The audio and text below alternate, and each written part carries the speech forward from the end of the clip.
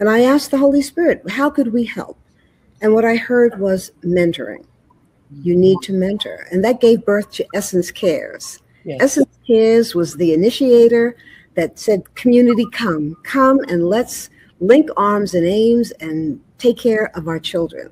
And I thought that that would be enough, just getting our folks to go home from the festival, go back to their respective communities and get involved in a school, a program, something in the community where our children needed help. So that's the beginning. That's the beginning of Cares.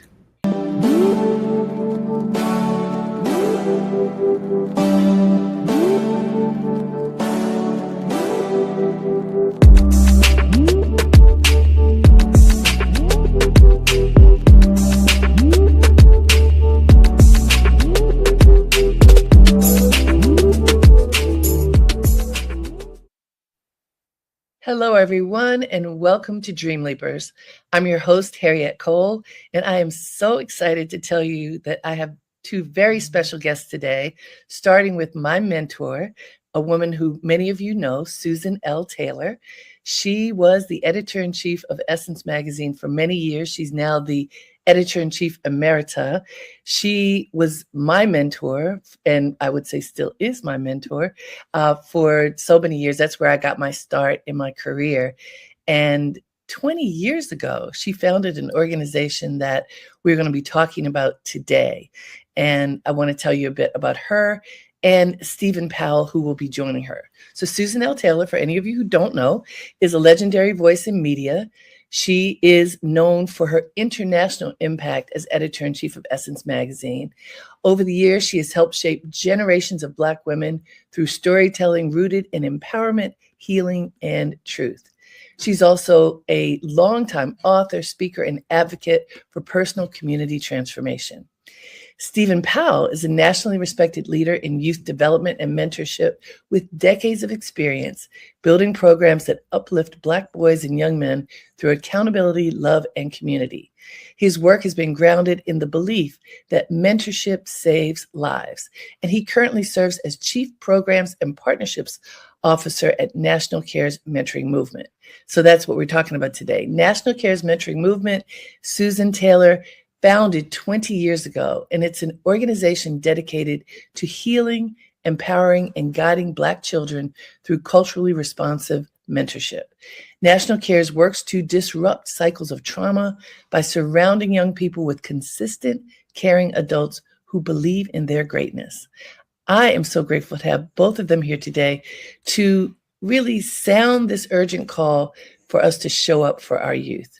Please join me in welcoming Susan L. Taylor and Stephen Powell. Join me. Hello. Hello. Just so honored to be with you today. And overjoyed to have Stephen Powell join me because Yes. Stephen Harriette is boots on the ground in our communities. And as his wife has said to me, Marlena, you know, I love our people. Stephen would die for our children. He gives his all, you know, to our young who need us so. So thank you for inviting us and glad to be here with you. Absolutely. So Susan, you know, we've spent so many years uplifting Black women and really globally. I remember, so Stephen, I worked at Essence for 11 years. That's where I got my start. And Susan did this incredible thing. She was always on the road. I don't know how she had the energy to always be on the road, but she was always out traveling to be with Black women and families. And every week she would come back, and in our editorial meetings, we would sit in her beautiful office and she would tell us stories of what Black women were doing, how they were living, what their struggles were, what their triumphs were, what was happening in our community so that we understood. It wasn't just, you know, wasn't reading things. She was being with folks and bringing it back. And it was a global experience as well. The children, you always talked about the children, Susan, and what was happening with our children. What made you decide to create this organization to really zoom in on the children? You know, Harriet, I've been interviewed a lot and I've been introduced a lot, but I've never heard anybody put those travels that I did and did consistently in a way that you just framed them, you know? And as you were speaking, I was saying, yeah, there was no internet at the time. You know, there was no national media that we could look to other than our jet, which we miss and hope is coming back. That's what I hear. But, that was more celebrity driven and also having to do with some other things. But there was no other place where we could learn the audience other than read a mail, and then being in the communities. It was the devastation of Katrina in New Orleans. The home of the Essence Festival was the music festival. Now it's more than that. Yeah. When we lost so many of the people who worked with us, people we knew, and we saw people just rendered homeless and hopeless and, sort of thrown out on their own, I think it was the first time that we actually saw poverty come alive in this nation. We always looked at poverty over there, other countries, in our motherland, in India, in the Caribbean, but right here at our doorstep. And now, listen, I live on the Upper West Side of New York City, and I'm seeing it 2 blocks away on Broadway. So we said we have to do something. And, Essence and Time Inc. were still trying to work out a deal. And I just said, we have to go down there. We have to go to where the people are. They were in Houston. And I asked the Holy Spirit, how could we help? And what I heard was mentoring. You need to mentor. And that gave birth to Essence Cares. Yes. Essence Cares was the initiator that said, community, come and let's link arms and aims and take care of our children. And I thought that would be enough, just getting our folks to go home from the festival, go back to their respective communities and get involved in a school, a program, something in the community where our children needed help. So that's the beginning. That's the beginning of Cares. It's interesting you say that. We just had the anniversary of Katrina and just last year, and there were many films that took a look at what happened then and over time, unfortunately showing that our communities that were devastated remain devastated for the most part. And the children suffer the most. So it's notable that you had the inspiration to start this effort. What has happened over time for our children, given, if we just look at Katrina, it's marginal what has happened in that community in New Orleans. What has happened for the people who don't have. So I'm curious, how much of an impact have you been able to have? What is the struggle like to get people to pay attention to people who are in poverty? I think meeting Stephen, and he worked with us for many years as a consultant before he ever joined the organization and had wanted to, But meeting Stephen is a believer. I like people who really have big ideas, who care deeply enough, who are always thinking about a way that we can serve. And I'll tell you, Harriette and Stephen, it was really seeing the passion that people had for Essence. I'm like, you don't know us. You never met Harriette Cole, or Audrey Edwards or any of the other editors. You didn't know any of us. Yet you say, and the Reader Mail will tell us this all the time, that Essence changed your life. That's right. And I just said very simply, if a magazine that comes once a month can change people's lives, we can build something in our communities across the country that can transform the experience of our young people trapped in poverty. We just have to find a way to open the hearts of our community and help them understand, Stephen. This is how Stephen and I really met. But Stephen was leading an organization, right, Stephen? Yes. So Harriette, I actually fell in love with Susan many years ago, sitting in a barbershop, picking up Essence and just going, oh my goodness, she was pouring into our spirits. But I was leading another national mentoring organization at the time, and I saw Susan on Oprah's show, on Oprah Winfrey's show, and she was talking about wanting to launch the National Cares Mentoring Movement. And I said, I have to get in contact with her. I reached out to one of my fellow Howard University alum sisters. She connected with Susan at a national conference. And the first meeting that Susan and I had was 6 hours. And I'll tell you what really moved my spirit, beyond the fact that we have a shared lineage in St. Kitts, was she said, I am very focused on passing the baton to your generation. And it moved me in a way that I said, I have to support this initiative until I die. That's just the way I feel about it. Susan, you're absolutely right about what Marlena said. And I availed myself to support the affiliates. We have 58 affiliates in 26 states around the country. Their job is to identify African-American mentors, recruit, train, and deploy them to other organizations. And even though we focus on filling the pipeline of African-American mentors, we don't turn any other mentors away. What we're doing is to help people shift their consciousness and elevate the need to support our young people. So I've been doing that for 7 years, and then I joined the organization 11 years in the capacity of Chief Programs and Partnerships Officer. That's fantastic. I remember, Susan, I feel like this was in the early days. I remember hearing you say that you wanted to match 1 million adults who could be mentors with 1 million young people. And I just remember you saying that and thinking, this is such a big vision, which you've always had a big vision. How do you find mentors and how do you train them? Stephen, you mentioned the training and deployment of people. What does that training look like and how do you identify the people? So let me just also acknowledge the fact that January is National Mentoring Month. And we just recently had a lot of activations this past weekend for MLK Weekend of Service. So in terms of where we find mentors, I'll use an example in Washington, D.C., our National Capital Area Cares affiliate linked arms and aims with 19th Street Baptist. They held a Just a Sunday service and put out a community call to action. In Atlanta, our fearless leader, Brenda Coleman, has done the same thing with Ebenezer Baptist. So the faith community, identifying folks from that community is one piece. We have strategic partners that we lean on, because one core thing to note, Harriet, is that we focus on group mentoring. So even though we are supporting some organizations that do one-to-one mentoring, in order to get those millions of young people that Susan has referenced that need to be supported, we have to go with something that is in our cultural ethos, which is group mentoring. So we identify strategic partners from the corporate side and the community side. So we're talking about entities like the American Nurses Enterprise, the Association of Black Psychologists, Delta Sigma Theta Sorority, Jack and Jill, the Links, the National Black Child Development Institute, Phi Beta Sigma. I'm actually traveling out to Los Angeles next week to work with Alpha Phi Alpha, my beloved fraternity. We also leverage corporate entities like Coca-Cola and Sephora and those employee resource groups to identify mentors.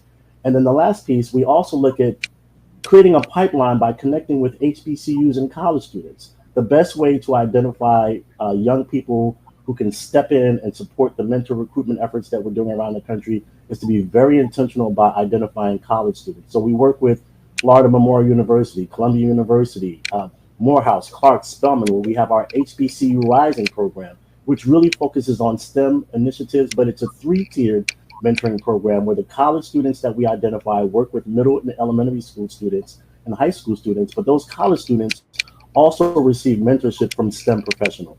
So we're very focused on wellness, and we're also very focused on developing a workforce as well. Wow. And so that is expansive and very clear. I mean, it makes sense that that's a very good way to access people who would be engaged, because all of those organizations and schools are attracting people who act, so I think that's really important. When you identify the people, what does the training program look like? So let's think about each stakeholder differently. So if we're going to go into a school, typically what we're going to do is leverage the input from the school's leadership to identify young people who we can put into what we call our ambassador phase. Those young people will participate in our signature group mentoring program called The Rising. So they get to see what it feels like to be in a group setting. And then they're giving us feedback about what their peers want to see addressed in the school. And so training the young people to understand, or building their capacity to understand what group mentoring is very important, because it helps to mitigate and manage expectations. So the young people are going to receive training. When we go into a school, we're also going to bring our framework into teacher professional development.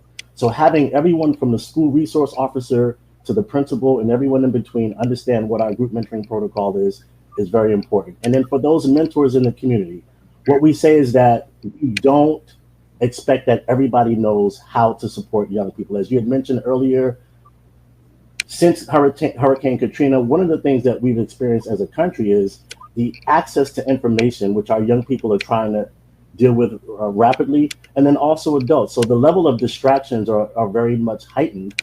And so we're really helping them to bring these restorative practices that we give to them in our wellness mentoring circles and be able to bring that into their lives so that they can mitigate the stress. Why is this important, Harriet? Because when we talk about training, We want them to understand mentoring best practices. We want the educators to understand that young people are dealing with what we consider tearless cries. So you might not automatically see food insecurities coming through violent communities, right? And so training the school resource officer to be able to understand what that looks like, but then also understanding that you cannot grade them or measure them with the same grading stick that you might their counterparts who live in the suburbs or in more safer communities. So being able to help them shift their consciousness, work with our young people without judgment or shame, and then help build their capacity to learn and just accelerate in the communities that we're building for them. So the training typically is about 2 hours for the programs that we run ourselves. But then when we are training and deploying mentors to other organizations, those other organizations may also have their own trainings. But what's critically important to us is that ongoing training and support happens, because as we try to address the Black child suicide issue in this country, we've also brought another training into our framework called QPR, which stands for Question, Persuade, and Refer. And it's really a way for the layperson to understand what suicide ideation looks like. So for us, we're constantly learning, we're constantly building our capacity to really understand what young people are dealing with. And Harriette and Susan, there's no greater feeling than when a young person says, we're so glad that you leaned on our input before coming into the school, because we removed this narrative of, oh, these adults just came in and dropped another program in without listening to our needs. Well, you can see what an expert Stephen is. And that's how he came to us, Harriet. Stephen was actually a consultant, who we brought into CARES to begin to train our people across the country. So our affiliates, who he mentioned across the country, we're in 58 cities. And those affiliate leaders were they are the ones who recruit the mentors in their communities or nearby communities. Got it. We access all the entities that Stephen just mentioned. But I'll tell you, something happened in South Florida, which is really where the rising program, the programmatic work that we're training people for, this is really where this began. A person from South Florida cares, Tanya Blake, I should call her name, called me up one day and said she was so frustrated. I am so mad at these kids because they don't do their homework, they come to school late, they don't come to school. And I said, what's the name of your school? What kind of school are you working in? And she said, it's the Seagull Academy, a school for teen parents. I had no idea that she was working in that environment. And I was going to be speaking in Miami. And I said, I'm going to come up to the school. I'm coming up to the school first. What I saw changed my life. Harriet, Stephen knows this. I witnessed children, girls who the youngest was 12, wrestling book bags, baby bags, and car seats onto school buses.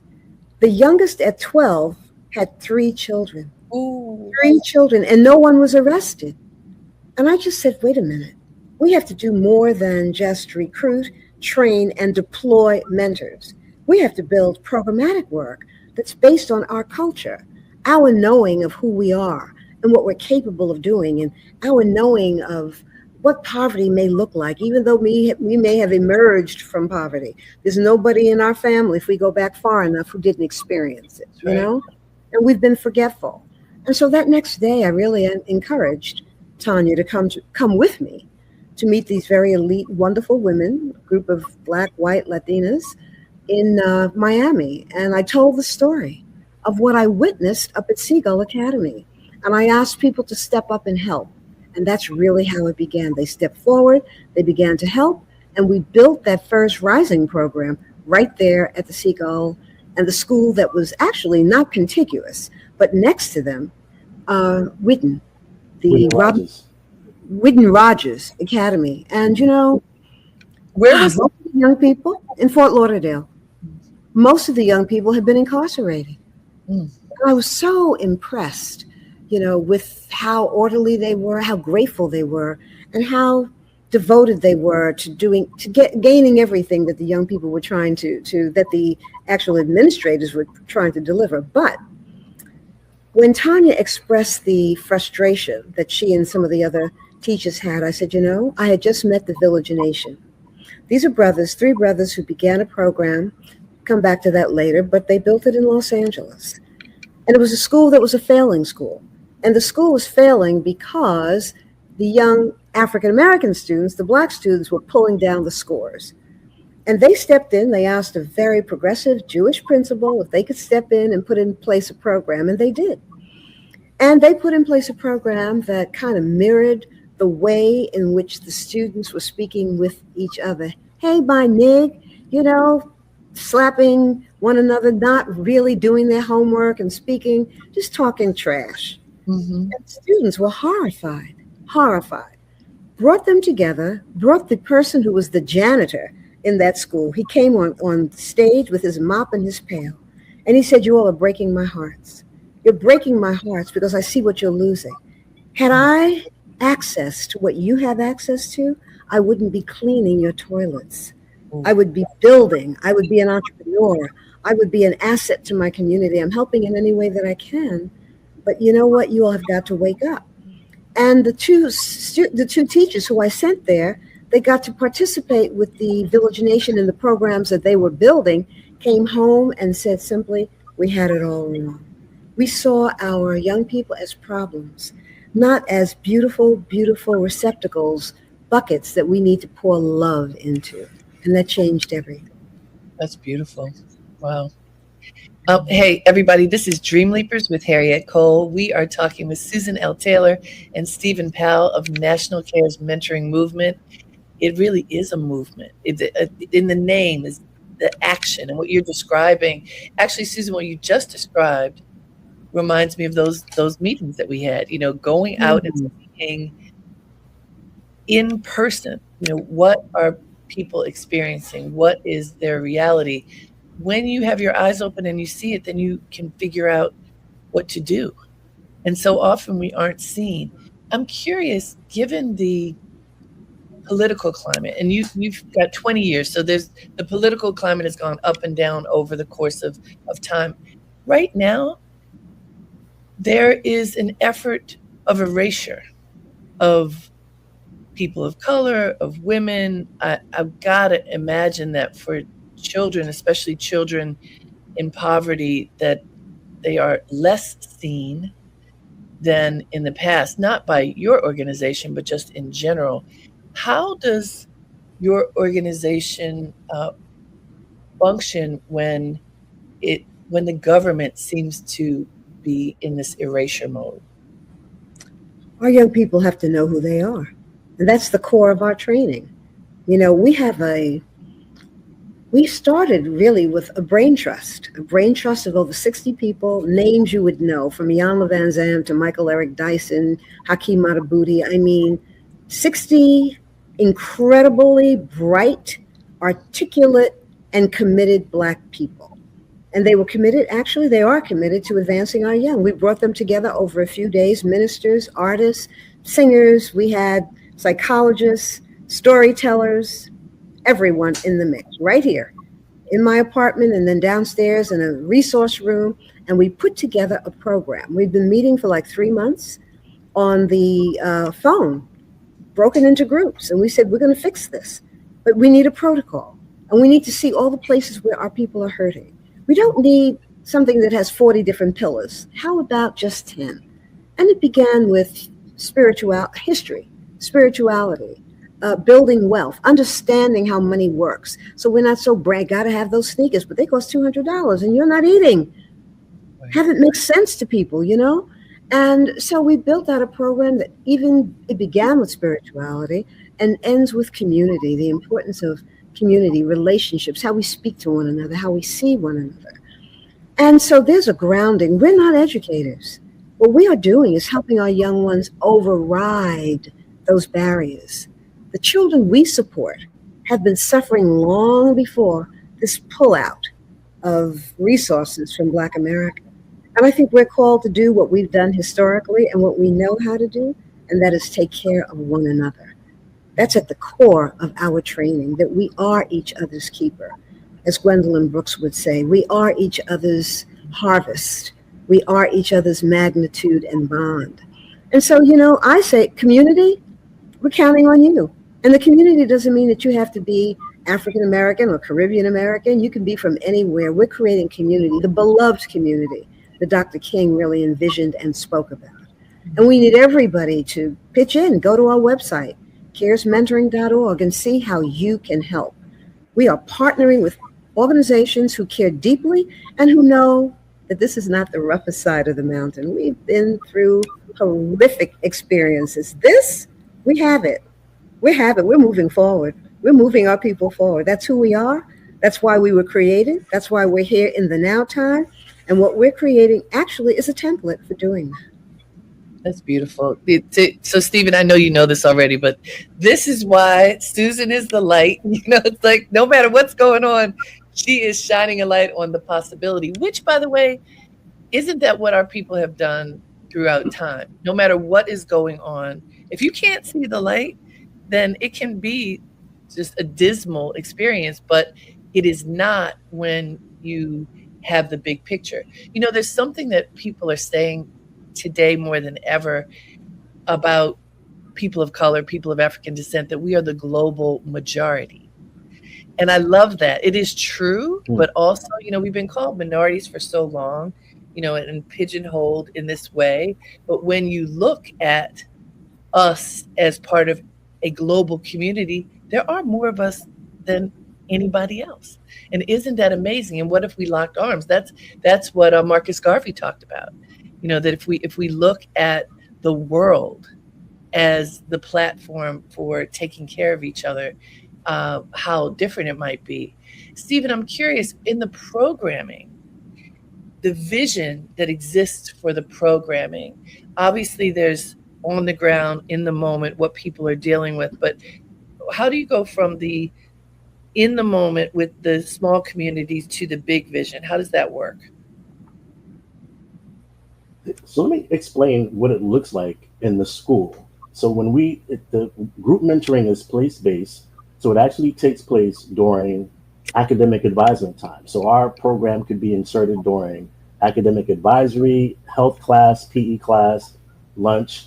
And so this really removes us having to compete with after-school activities, right? Because we have an active audience.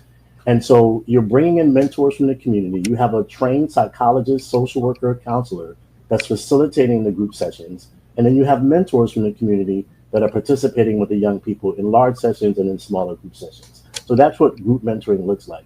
But I think the big piece here, and you said it earlier, Harriette, as you were talking about Susan, my dream for community is to have young people be keenly aware of what their purpose is. We talk about Susan's light. Susan has a light because she is divinely aware of what her calling and purpose is. And that's really the job of a mentor. It's not for us to impose what we think the young person should be. It's to exercise active listening, which is also a part of the training, work with judgment, and then help those young people be in spaces that they would just shine when we put them in those areas. And so the big vision is, one, understanding, as Susan mentioned, understand the story of how we got here, right? So that that this is not the rough side of the mountain. And then we have to actively demonstrate how we work through disruptions like what we're dealing with in the history and trajectory of this country. But the other piece to me, when we talk about disrupting generational poverty, is really teaching young people conscious consumerism and cooperative education, cooperative economics. You got to spend. You have to believe in us. We have to talk to each other with love and understanding and grace, not be so judgmental, and understanding that the disruptions that we have, a part of it is, I tell people all the time, our greatest win will be when we stop being so easily pitted against one another. If I could just love you unapologetically, and I'll tell you, when I think about wins in the program, there's nothing, Harriette and Susan, like me being an African-American man, walking to a classroom of kids that I've never seen before and just telling them, I love you. They may not have heard that all day, but I don't have to be in their community for that community to be my community. Where I stand is my community. And when we teach young people to own their communities the same way, we're talking about the faith institutions. Young people are not gravitating towards them because they don't see them being transformational. Now, there are some, so I don't want to make the blanket statement, but for us, it's really showing everyone in the ecosystem of a young person how to care for them because they are our responsibility. And so the great vision is when we can see a young person come through our program and then want to come back to support the program. We've had young people come back and participate in our annual affiliate summits, where we're building the capacity of those able, stable volunteers that are out recruiting mentors around the country, but we're using those voices of the young people who've gone through our program to help build capacity. When young people at college campuses are supporting our affiliate leaders as co-leaders and recruiting mentors from their college campuses. And I'll tell you, Harriet, you know this as a Howard alum, if we could just rethink how much money we spend during homecoming, and if we could say, rather than spending X amount of dollars, I am going to find a Black organization or brown organization and make sure that I'm intentionally investing in that organization or serving as a board member. The minute that we understand that we are all we have, we'll see significant changes in our community. All we have and all we need. We really are all we need. Harry, you were talking about Marcus Garvey and just our global impact. Yes. What Marcus Garvey did with his Black Star Line, Yes. a man who didn't graduate from high school, who was Jamaican, who went down to South America, Central America, came here to the United States and built the largest movement, really, that we ever had, and that it was global. I look at that and I'm saying, what is stopping us? It's a new consciousness. That's what we're building. We are remaking ourselves. We're building a new consciousness because everything that, was dear and familiar to us was stripped away. What is more important than family and community, language, the faith practices that were ours, the food ways, the things that really create community and connection? All of that was taken from us. Mm-hmm. And so we're remaking ourselves. And thinking back at Essence, I never allowed the word minority.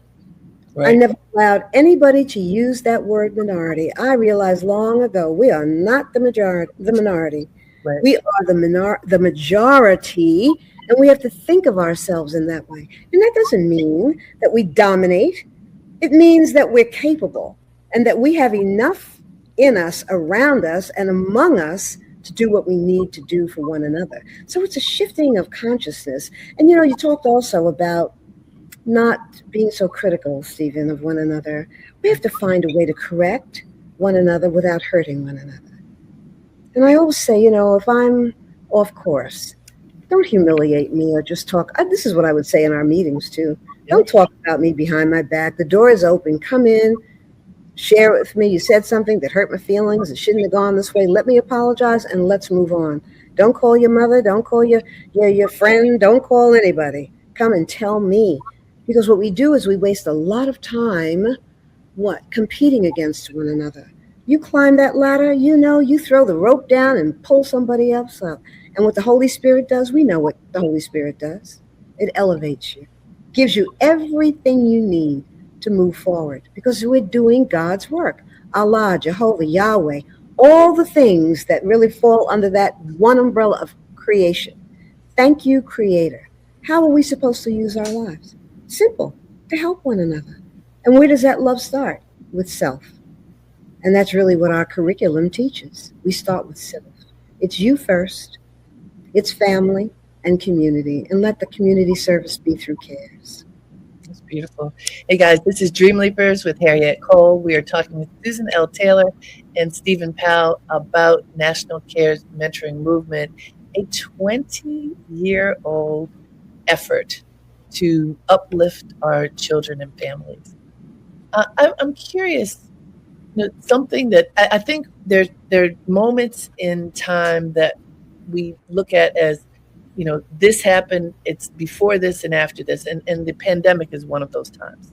In 2020, we had the COVID-19 pandemic, we had the George Floyd murder, and there was a shift in awareness that occurred. And for our children, something that happened that was, I think, tragic, especially for children in poverty, is that almost 2 years of not being in school, of not having formal education, set so many people back. I remember my daughter was, she was in high school. And when they came back to school, there was a group of students who were invited to help mentor elementary school kids. And she worked with a third grader. Mm-hmm. Now, third grade, that means the child probably didn't go to kindergarten, missed first and second grade, couldn't read, couldn't do anything. mean, this child, she was reading with the child, and the simplest of words, the child didn't know how to read. And she said, "Oh, mommy, like this is a third grader who is at kindergarten level." And I talked to some people in education around that time who said that potentially we've lost many young people who didn't get that core education at that time. And what do we do to get them up to speed? I'm curious, for your organization, what have you encountered and what impact has there been of the pandemic and that isolation and not being able to go to school, the impact especially on impoverished children? They've still not recovered, Harriet. The young ones still have not recovered. You know, there was so much talk about having computers being brought into children's homes, stay-at-home parents, coaching them and educating them. You know, the young ones we serve, their parents are working 2, 3, 4 jobs, trying to keep it all together. Many of them went to those same under-resourced schools that the children are in. So they have literacy issues.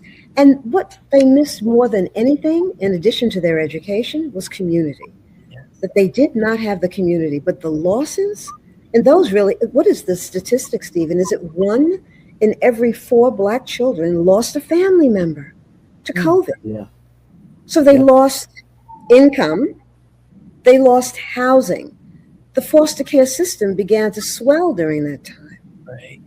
You know, so the recovery from that is something that we are very, very much aware of. And what we found, Stephen talked about the ambassadors program. Before we go into a school, you know, Stephen and his team, they asked the principals, tell us about the young ones. We want a group. Stephen, how large a group do you start with of ambassadors? Oh, 20, 15 to 20. So, you know, I've always wanted, give me the reprobates, the reprobates, the ones who are like, you know, they're the troublemakers. Give us the ones who are fair to middling, and give us the ones who are really trying to graduate and move their lives forward. So when you bring that group together, and I have enjoyed that, I can't tell you what it's done for me. And during those moments, I'm saying, thank God I grew up in East Harlem. I'm not afraid of us. You know I'm not walking through an alley by myself at night anywhere, but these are my people. But what happens to us as we elevate, as we become middle class and upper middle class and move away from our people, you know, sometimes we shun them. And we shun the way that our people speak, and we criticize them for that, you know? And so our program really brings them together with us. And our leaders are there. And young people have said it clearly, you all don't tell the truth. You never talk about what you've been through. You don't talk about your hurts and pains and what you went through as a young person. I do that. I open up. I've written so much over the years in the spirit column, in essence, in the books, about the missteps that I've made. There were times when I would never even want to talk about that. Oh, yeah. Early sexual experiences. I didn't want anybody to know that. I'm trying to hide that. Right. Let me bring truth. And it began actually in a drug rehab center up in the North Bronx, South Bronx. When I stepped in there looking all chic with, the little mink thing when we were wearing fur at the time. And the sisters who were trying to move beyond addiction looked at me like, what are you going to say? What are you going to tell us? And that really, it tore down that wall and allowed me to just be my authentic self and tell the truth. These are the mistakes. These are the things I made. These are the things I did that I hid. And now I'm not going to hide them ever again. And so I haven't. But having those young people sit there and you tell your truth as an adult, this is how I messed up in school, what happened there, maybe so-and-so was incarcerated or something that they did that they're not proud of, that they don't want people to know, then that we don't want people to know as an adult. It opens them up and they say, okay.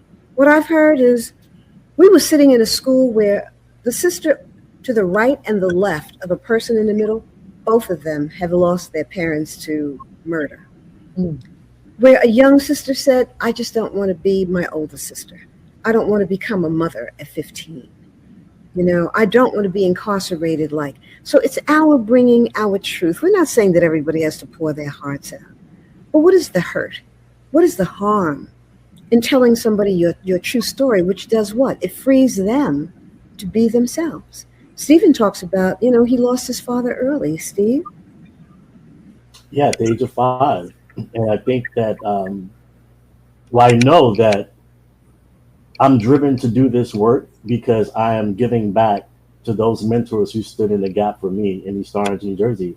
My high school track and field coach, my peer mentors who would go off to college and come back and work out with us and show us that there was a brighter way. So when we think about mentors, you have to associate that with them being opportunity brokers. That's all they're doing. They're creating bridges and pipelines for young people. And one thing that I will say, Harriet and Susan, when I think back to what you had asked Harriet about the pain through COVID, there was a lot of promise that came out of COVID. And I think about some of our programmatic work. Susan, you remember when we would host weekly community wellness gatherings virtually, right? Using our curriculum and the different topics, heritage and creativity and wellness and stress, bringing in subject matter experts to create this virtual audience and share the information while we were all being quarantined, right? We also had an affiliate in North Carolina, Fayetteville Rayford Cares. They got an old school bus, retrofitted it, put computers in there, and had a mobile tech unit where they can go into communities and allow young people to come in and read. So the call to action is always, when we think about our pain in the past, there's always brilliance that comes out of it. Can't even think about what D Nice did with Club Quarantine, bringing the community together. That's what we are. That's who we are. So we always know that wherever there's pain, there's going to be promise with our people. And it taught us that we could work like this, because we were able then, because our meetings, we continued on, but everybody was doing it remotely. Yeah. So we were able to take the psychologist from Chicago and have him or her speak to the folks in Seattle. You know, we did a lot remotely, and I think it's given us permission to know that we have to continue to build and use technology to really change people's lives, but not let technology take the place of heart-to-heart communication and speaking to one another. It's an interesting balance, technology and humanity. We're always kind of playing with what's the right mix, right? But you're so right that we are connected in this way is an absolute byproduct of the pandemic. Because before that, corporations would have, that little triangle thing they'd have, and you could be on a conference call with other people, and I don't remember what that was called, but I pretty much was only in corporations, but not just in your house. You can talk to your elders if somebody can put them on their own. You can communicate with people and share knowledge and information and inspiration, which I think is one of the biggest gains that we got out of a really tragic time. I didn't realize how many people in the Black community had lost someone. Yes, to COVID. Because we were the most vulnerable, and what we're doing with technology now with our HBCU Rising program, nobody is more facile in using technology than young African Americans and Latinos. So they are just really right on it. But we don't want you just to be a user. We want you to be an owner. We want you to be a creator. We want you to understand what's happening with AI and to be part of the future. And that's really what we're doing with the HBCU Rising program that Stephen is also leading and building. That's a beautiful thing. We just have a few minutes left, so I'm going to remind folks, this is Dream Leapers with Harriette Cole. We are talking with Susan L. Taylor and Stephen Powell from National Mentoring Cares Movement. I want to know about moving forward. What are your goals for the future? We're at the beginning of a year. This is your 20th anniversary. What are you ramping up to do now? Expansion. It's really increasing our ability to serve, concretizing what we have already built. So we have to, sustainability is everything. I just heard something the other day that most nonprofits go out of business after 5 years. So we're celebrating our 20th. And we don't know of one other national Black-led and focused, though, as Stephen said, we turn no qualified mentor away, nor do we turn any child in need away. But we can't think of one other entity that's Black-led and Black-focused, that's national, and that's serving our community. So we need the community to step in and help. You go to caresmentoring.org, look at our work online. Know that we are linking arms and aims with other incredibly devoted, caring organizations, individuals, because no entity can do this alone. So it's really building everywhere that our children are hurting, Everywhere where poor families are struggling, that's really where we want to be. And we want the community to step up and to join us. This money it can stop coming from corporations. It may, it already has. Every Black entity has already been impacted. We cannot count on people outside of ourselves to save us, to help us, to move us forward. This is our work, and this is what our privilege must give us the heart to do, the heart and the courage. The mandate, it's a mandate. We can do this, and the more you give, the more you get. So if you're interested in getting, give. And so obviously people can And we won't give take by no financial. I love that. So obviously people can give by donating. How also can people be involved if they want to be mentors? How does that work for individuals who may want to join? Perfect timing, Harriet. 3 ways. Number 1, can you work with one of our programs around the country and mentor either weekly or bi-weekly in our Rising program? So that's one way. Number 2, if you can't meet the weekly or bi-weekly expectations, can you become a super mentor, which is a skills-based mentor, where we can lean on your expertise and your background to help young people build their financial understanding of financial literacy or soft skills. And if you can't do either of the first 2, can you point us in the direction of where we can find mentors? Your faith communities, your corporate employee resource groups, or other legacy organizations in your community. So I just told you, that's 3 ways. You can't tell me no to all 3. There's one of those ways that you can absolutely support CARES and supporting our young people. That sounds good. Now I want to go to, what do you say to folks who, I'm just going to say the naysayers, the people who, you say all this stuff, they hear it, and then it sort of glosses over. People who don't understand what is going to happen if we don't help our young people. How do you open people's eyes when they're not seeing? Oh, Harriet, I wish we could get everybody on the bus. Dr. King knew that there were people who would be willing to walk for over 365 days, and there were those who wouldn't be. What we need is that critical mass. We need that critical mass of devoted people who really do understand that this is our work to do, who become passionate about it, and who will move it forward. The others will come along. The others who need to come along will come along, but not everybody needs to be on the bus. We don't need the troublemakers on the bus. We need the believers on the bus. We need the driver on the bus. We need a program. We have to have a curriculum. We have to have agreement. This is something that, I find very, very disturbing in our community. We have not learned how to build well together. It's wonderful seeing, a Black business acquire another Black business. But typically those businesses that Black folks have built are acquired by entities outside of our corporation. So we have to build our own ecosystem of wealth, our own banking system, and participate with others. Do as other communities do. So, what we're encouraging people to do, so many people want to serve and don't have a way that they can find a pathway to service. Through your faith community, your sorority, your block association, your girlfriends, your guy friends, the folk who you know. 2 people. Here's something that everybody can do. You finish eating in the restaurant, you finish eating at home, don't throw out the rest of the food. Put it in a little container. I just did this a couple of days ago. Go to where you see homeless people and put it next to them so that they're not out if they're in our part of the country in the cold weather. I don't know how you go to the bathroom. I don't know where you're eating. I don't know how you take care of yourself, but this is our responsibility.